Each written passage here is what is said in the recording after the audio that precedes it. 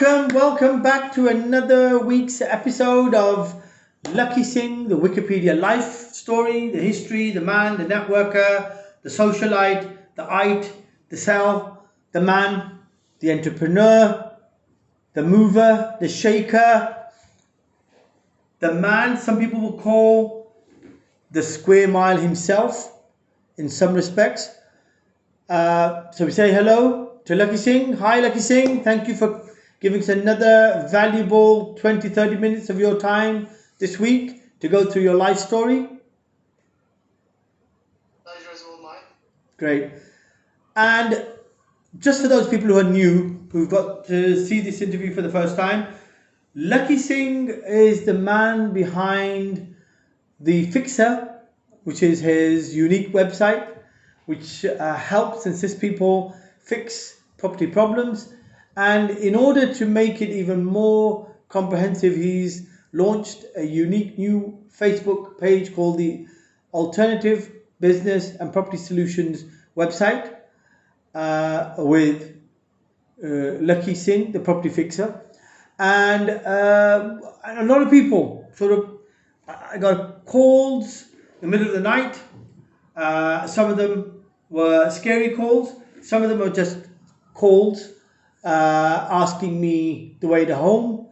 And obviously certain calls were relevant to Lakhi Singh, who said, how do we become Lakhi Singh? How do we replicate this gentleman? How do we become successful? What are the secrets behind his success? And that was a driving force for us to want to go through the life story of Lakhi Singh and see if there was some dark hidden secret there in his childhood or in his experiences with Afro-Caribbean teachers in India, or we're living with animals or in the farm. Something there that can give us a clue of his animal instincts that make him so successful when it comes to driving a business. And we've gone through lots of different phases. He's like a caterpillar, but without the wings. He's like a baby kangaroo without a sack. He's like Jurassic Park, but without the dinosaurs.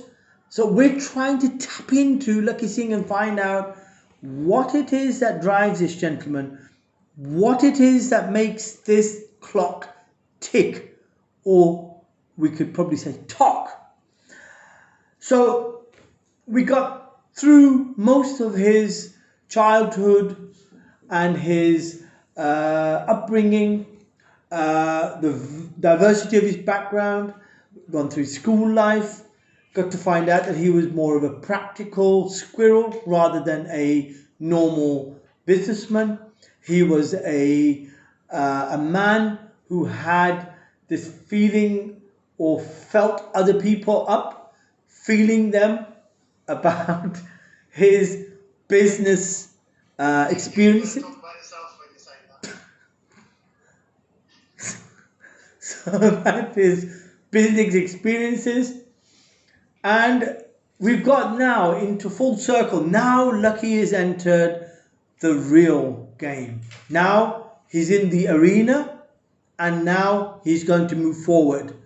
And in this, we get to understand how Lakhi becomes a semi-businessman while learning the tricks of the trade, working for top-end Savile Row suitors, as well as then completing certain higher education and being the youngest to do so, and then realizing that his dreams and his future lied in the streets of Florence, or rather in the canals of Florence. How? Let's go through his life story. Lakhi, I just want to take you, there's a lot of interesting things that came up in lots of conversations and interviews I had with people who mentioned you, who mentioned being there with you when you first took the big leap of faith and went for your first job. And I remember the first job, it says in your CV, in your Wikipedia life story, was Geeves and Hawks. Is that correct? Is that really where you were destined to be in a suitors? Uh, basically, um, being in charge of the operations of a top end Savile Row um, fashion shop. Was that what you thought your life was cut out to be? Um, well, to be honest, I didn't really know what business sector to go into. It wasn't planned, and so I took the job as on an apprenticeship for 18 months to become operations manager for Geeves and Hawks. So inadvertently, I just fell into tailoring as a operations manager. So it was actually very exciting because they were the top end of the government, say Queen's tailors for army and regiments. So it was actually, it did have a lot of celebrities and the King of Jordan and Saudi Prince, these sort of people coming in and buying a lot of textiles or getting their suits made up. So there's never really a dull moment to it, so I did enjoy it. But retail is not really my bag necessarily because I found it a little bit dull for me because I wanted to try and get into FMCG ideally because that sounded a bit more prestigious to me in terms of work or business or Okay, marketing. so for those people who don't know, what is FMCG? So just to shed light on where you were So thinking. FMCG is fast-moving consumable goods. So they're sort of working for larger organisations that It's like, so your inclination was rather to have a large corner shop. Is that right? you could say that, but probably work my way upwards the from the from the start, from like some sort of apprenticeship. So getting into something like Johnsons and Johnsons or some of the large like Procter and Gamble, some of these large organisations, conglomerates that sell soaps or laundry powder. I think something that was actually would have been quite interesting from a marketing point of view to do. Okay. It would So have, you had an interest. So you're saying that you had an interest in soap powder and liquids. not necessarily anything that's a fast-moving consumer good as an overarching theme. That's just an example of one. Okay. So you never got your ideal job. That's right. That's what if I'm right. You never got the Procter and Gamble or the Johnsons and Johnsons. Was that because of some restriction on you of any kind? I read I one of think your friends said that you'd been banned from Chucky Chucks for 100. to try and get into that industry, you needed to be to all the right universities, got certain grades, and to try and get in after coming in from another angle or a left of field by doing a PhD in business and finance or a postgraduate wouldn't really cut the mustard to get into that field. So it's quite a difficult or narrow area to get into. So you need to be getting the top marks from university.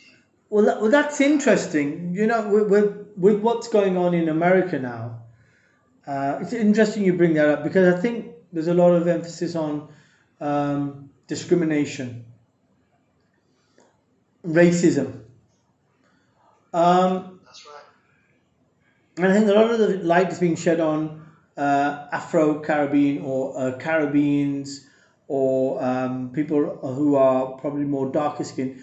Did you feel or do you feel that what you said now, the statement you made that there was a narrow field, was that something to do with the fact that you were Asian or that you were from a different background? Are you saying that may have been the reason, or is it just because you didn't get a prestigious degree? I think, to be honest, I'm very affable, so I think people don't never really. I'm not, what you call it, I don't feel I've ever been discriminated against necessarily, maybe once.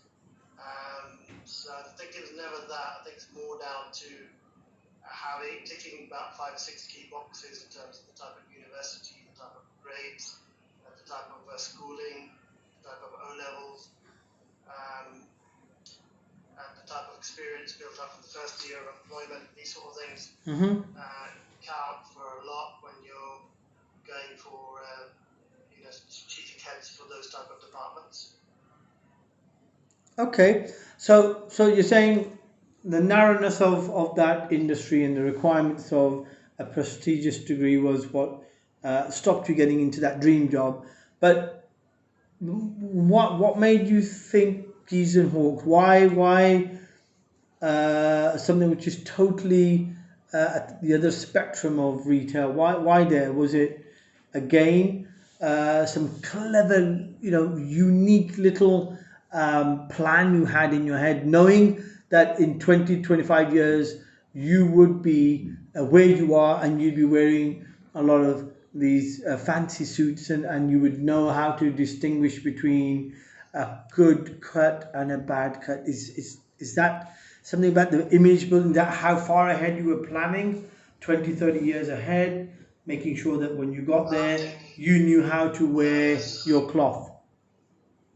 Not at all. I think it's purely pot luck, and I think I probably was destined to probably do that work, because I think it did set me up in terms of language, because my use of language may not have been as posh, I would say, or wouldn't be as well spoken now had it not been for my first 4 years at Geese and Hawks, because everybody did actually speak the Queen's English, let's say.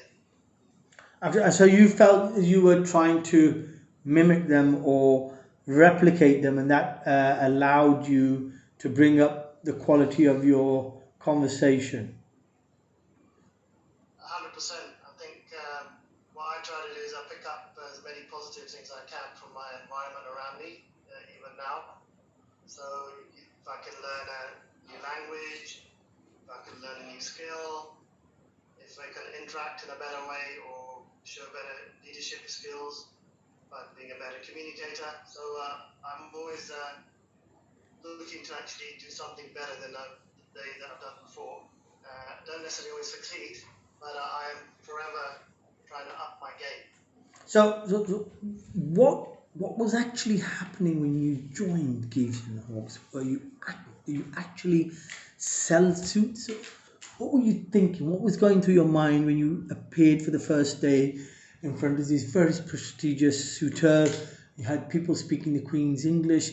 You yourself could hardly speak English, I believe, at that time, or you maybe just about managed to put a couple of sentences together. What was going through your mind? What were you thinking? How were you trying to communicate? Were you using sign? Were you using hand signals? Were you actually talking to these people and they were communicating back with you? What was happening? Well, I was actually a bit like a fish out of water, because I'm coming out of college and the first sort of proper full-time job. So I felt that didn't quite feel that fitted in initially, because it was quite a different scene in terms of So language. was that meant to be a pun? Is that the humor? Is that the humorous Mr. Singh didn't fit in quite correctly? Was that, or was again, is that the wit, the deeper wisdom inside you that allows you to use metaphorical words to say something that means something else? Is this the lucky that we're trying to tap into to get at that little nugget that's within the mist and the fog and the sludge around the personality? Is that how you do it? Is that how you bring comfort and support into your clients, knowing how to use the right words and to speak in metaphor? So when you said you didn't fit in, did you mean that you were Asian and you were an immigrant, or do you mean that the suits that were there didn't fit you? What were you trying to say?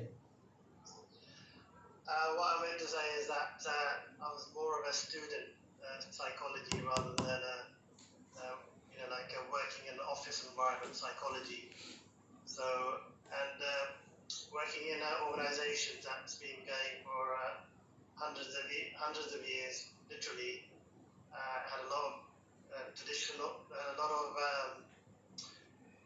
employees that were a lot older than me, and I was just literally 21 or 22 when I started.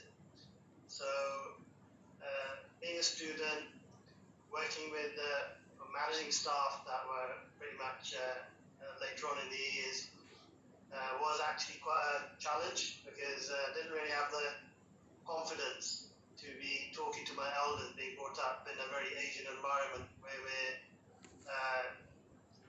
we're sort of taught to respect our elders, obviously, which is what I do. So, but managing them and getting the best out of them, being only a mere 21, 22, being their manager was the challenge. so Because are you saying, are you inadvertently saying this was a bit of a East India Company meets East End, and it was a West End Southall story? Is that what you're trying to say? Is that what you're trying to bring to the table?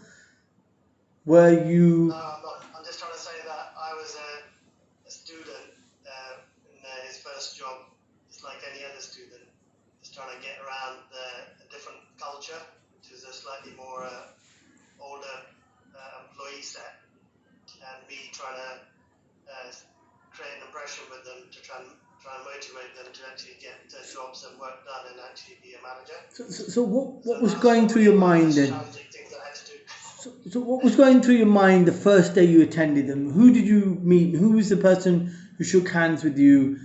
What was said? What was said to you, and what did you feel when you got on that first day, your first day at work? I was actually very excited because there's a lot to learn, and I was quite hungry to learn. And I had two managers, the head of the whole company, and the manager that managed the operations at the time. They were due to train me, so I think it was quite exciting. And also seeing all the operations. So what's going through my head is an opportunity to learn, really, I suppose. So you spent 4 years in Jeeves and Hawkes, is that right?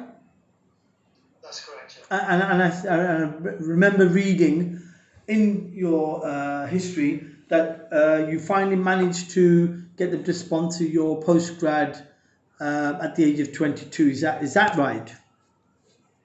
That's right. I think I used to bump into a lot of the senior directors in the lift quite a lot.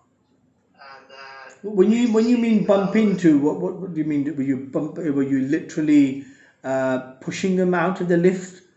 Or? No, I'd be just having conversation with them. Okay, I think, right. because I was quite enthusiastic and quite confident, and they all quite supportive. They said, "Lucky, we should get you to get into more senior management."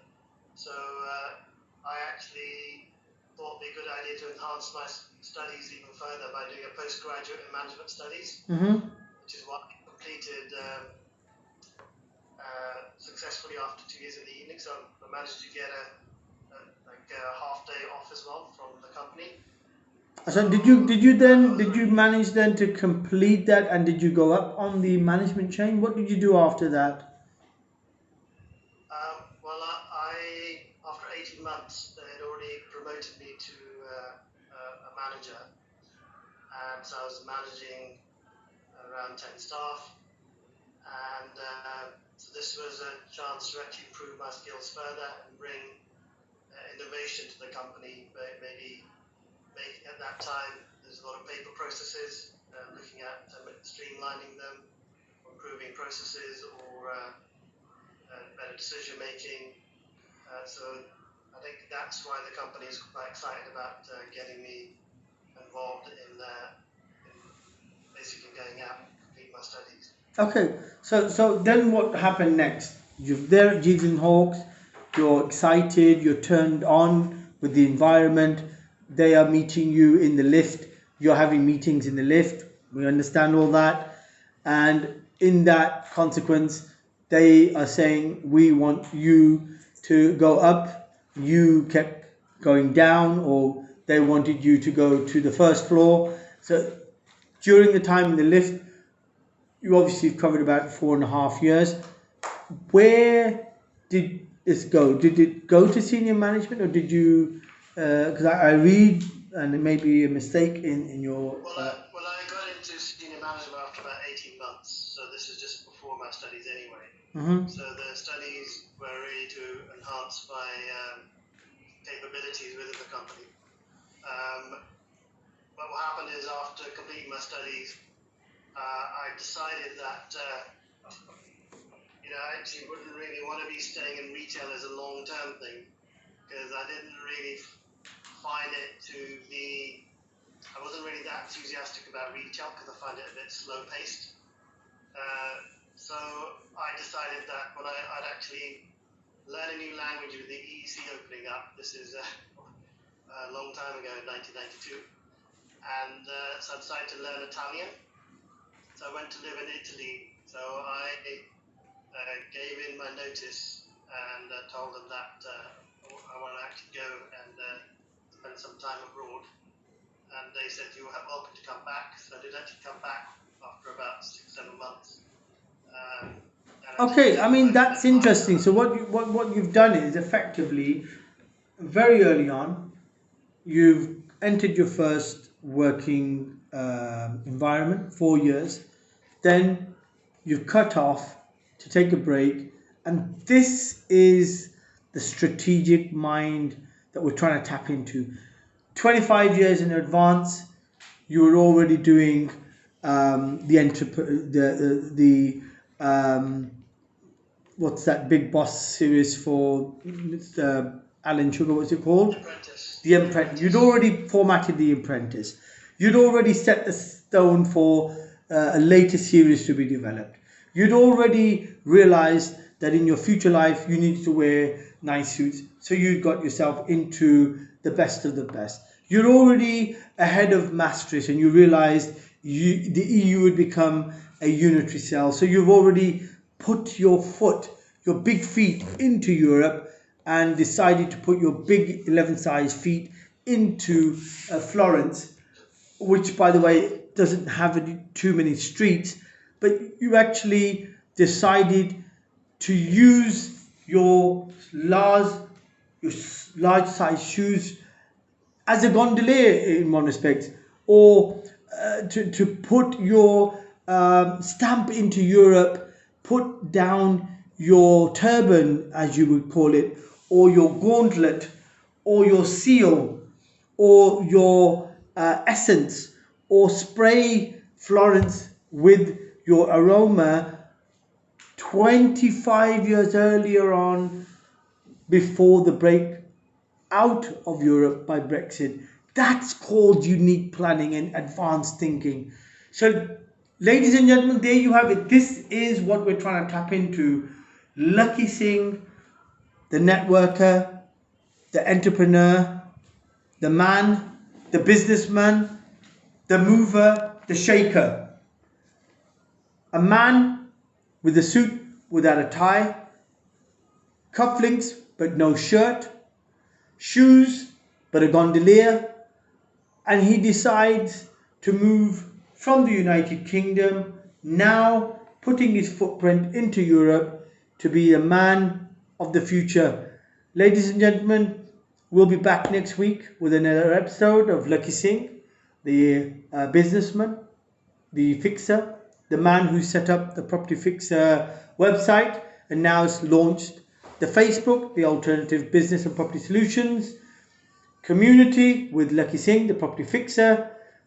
We thank you again, Lakhi Singh, for this insight into the darker side of your thinking, the planning, the intricate details of the type of things you've done, and set into your tone, into the thread of Lakhi Singh, even though you never saw a suit in your life. But this is another way of us understanding where success comes from. Lucky Singh, thank you again for your time, your valuable time. We appreciate it. And we hope to see you next week with another series of Lakhi Singh, the property fixer, the Wikipedia life story. The man, the businessman, the networker. Thank you so much, Lakhi Singh.